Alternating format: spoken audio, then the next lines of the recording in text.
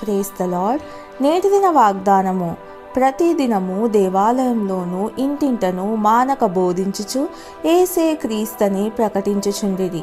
అపోస్తలుల కార్యములు 5వ అధ్యాయము 42వ వచనము. మరి తీవ్రమైన ఒత్తిళ్ల వలన అపోస్తలులు కూడా ఇటువంటి హెచ్చరికను పొందారు.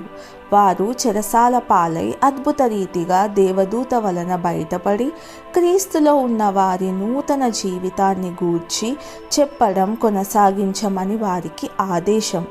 అపోస్తలులు తప్పించుకున్న విషయాన్నెరిగి వారు సువార్తను ఇంకను ప్రకటిస్తున్న సంగతి తెలిసి, ఈ యేసు నామంను బట్టి బోధింపకూడదని మేము మీకు ఖండితముగా ఆజ్ఞాపింపలేదా అని మత పెద్దలు వారిని హెచ్చరించారు.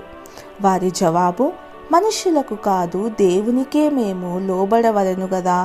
దానికి ప్రతిఫలంగా నాయకులు అపోస్తలులను కొరడాలతో కొట్టి యేసు నామాన్ని బట్టి బోధించకూడదని ఆజ్ఞాపించారు. వారు క్రీస్తు నామం కోసం శ్రమ పడడంలో అపోస్తలులు సంతోషించారు.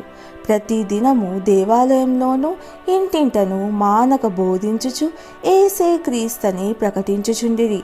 వారిని మాదిరిగా అనుసరించుటకు మనము ప్రభు కృప చూపునుగాక. ప్రార్థన.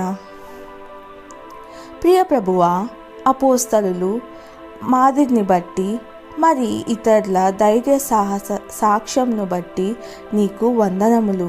వారి వలె నడిచే ధైర్యాన్ని నాకు దయచేయండి. యేసయ్య నామంలో ప్రార్థిస్తున్నాను తండ్రి. ఆమెన్.